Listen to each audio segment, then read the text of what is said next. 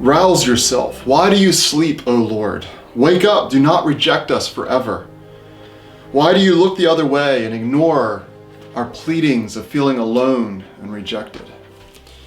This is from Psalm 44, 23 to 24. Can you relate to what the psalmist may have been feeling? We may feel uncomfortable with accusing and asking God, where are you? But these questions come up more than once in the Bible. There are whole books and categories of psalms that are considered laments.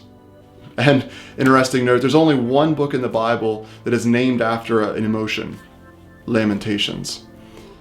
And we're in a time right now as individuals and as a nation and as a world that could bring out these cries of loss and lamentation to God.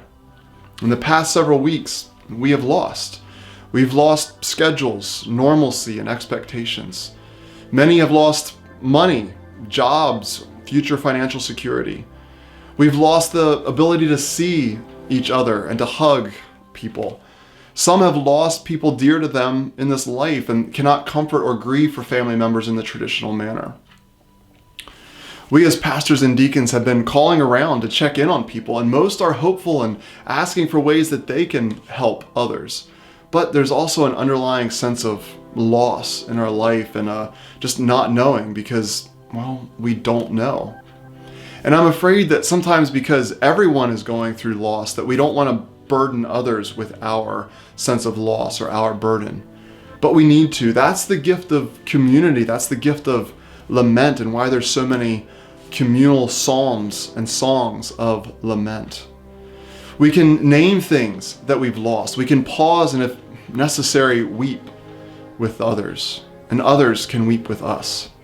We can take it to God, and God weeps with us and comforts us.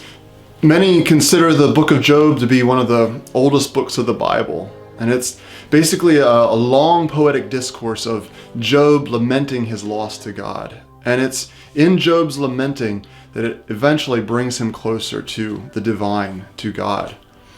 And even as we approach Palm Sunday, a time of joy as Jesus goes into Jerusalem, there's also a time when Jesus stops and weeps over Jerusalem because of he knows what's coming, the impending loss and lament. So in this coming week, maybe take time to name your loss. Bring it to God. Allow God to weep with you, to comfort you, and maybe to hold you closer. And don't be afraid to reach out to someone else that you're close to. Sometimes the best way we can hear God's voice is through the voice of a friend. Reach out to others. Allow them to lament to you. Take some time to be sad with them. Give them a virtual hug. Pray that as we lament, we can also be brought closer to the giver of life. Let me end with the last verse of this lament, Psalm 44. Rise up and help us, O God. Rescue us because of your loyal love. Thank you. Let it be. Peace, Pastor K.